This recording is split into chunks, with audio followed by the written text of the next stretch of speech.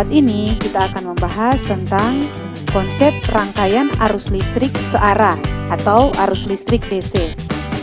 Sebelum kita membahas tentang konsep rangkaian arus searah, kita tentu perlu mengetahui apa sih yang dimaksud dengan listrik. Listrik dalam bahasa Inggris adalah elektrik. Pada dasarnya, listrik berasal dari kata elektron. Kemudian dalam bahasa Inggris elektrik, dalam bahasa Indonesia adalah listrik.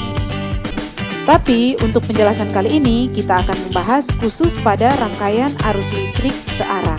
Apa sih yang dimaksud dengan rangkaian arus listrik searah?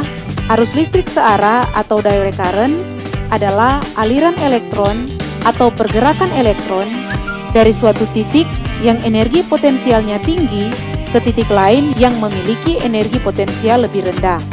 Arus listrik searah dulu dianggap sebagai arus positif yang mengalir dari ujung positif sumber ke ujung negatifnya.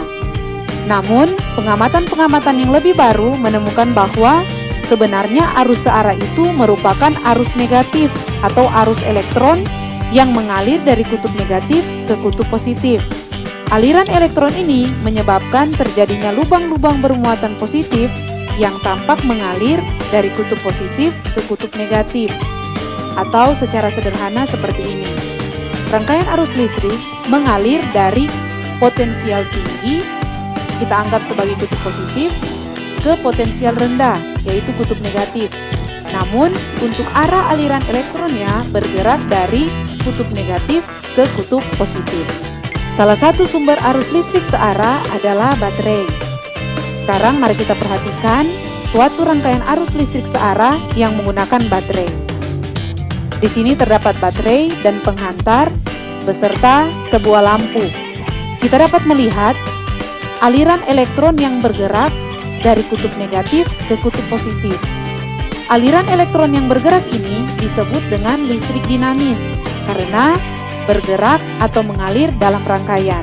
Karena listrik merupakan aliran elektron, maka dapat kita simpulkan konsep dari listrik tersebut, bahwa listrik atau arus listrik adalah jumlah muatan yang mengalir setiap satuan waktu. Atau secara matematis dapat kita tulis arus listrik atau I sama dengan Q, yaitu jumlah muatan dibagi dengan T atau waktu.